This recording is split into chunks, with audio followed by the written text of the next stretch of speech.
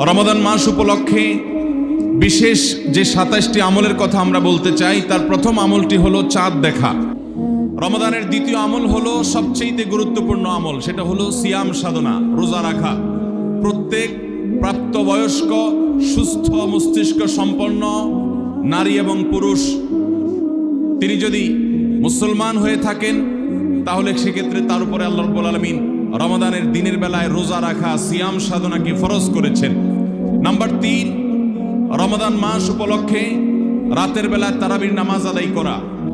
Number ৪, রমজানের চতুর্থ আমল হলো সাহারি করা। ৫ নম্বর আমল হলো সাহারিটা শেষের দিকে খাওয়া। নাম্বার ৬ নম্বর আমল হলো রমজান উপলক্ষে ইফতার করা। ইফতার মানে নাস্তা খাওয়া। সারা বছর আমরা দিনের বেলায় শুরুতে নাস্তা খাই, কিন্তু এর কারণে কোনো সওয়াব আমাদের আমল নামায় লেখা হবে এমন কোনো কথা বলা হয়নি। কিন্তু রমজান মাসের সন্ধ্যা যখন আপনি ইফতার খাবেন, এই ইফতার খাওয়ার মাধ্যমে আপনি একটা সুন্নাহর উপর আমল করলেন, এটার কারণে আপনার আমল নামাতে একটা সওয়াব লেখা হবে।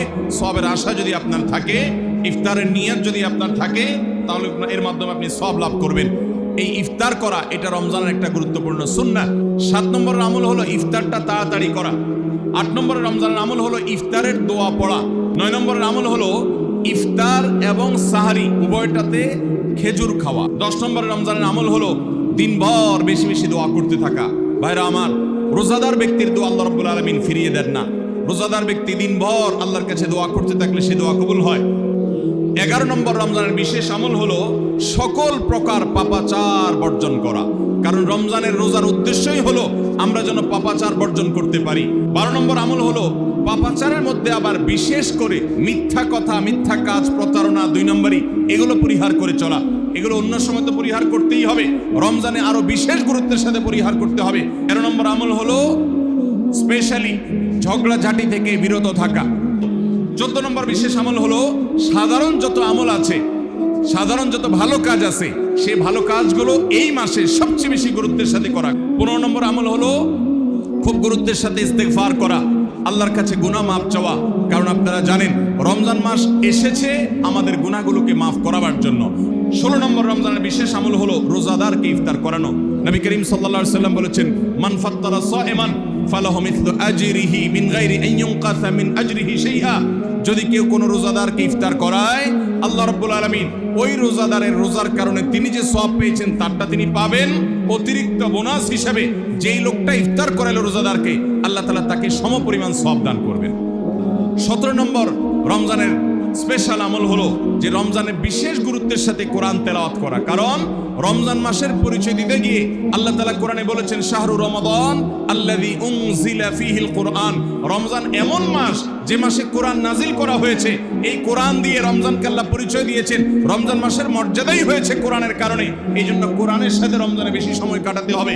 কোরআনের হালাকা করবেন, কোরআনের মজলিস করবেন, কোরআন শিক্ষার আসর করবেন। ইমাম সাহেব, মুয়াজ্জিন সাহেবকে দিয়ে প্রতিটা মসজিদে মসজিদে মুসল্লিরা কোরআন শুদ্ধ করবেন, বিশুদ্ধ করে তেলাওয়াত করবেন। কোরআন প্রতিদিন একটু একটু করে তেলাওয়াত করবেন। সম্ভব হলে গোটা রমজানে কমপক্ষে একটা বার কোরআন পড়ে শেষ করবেন।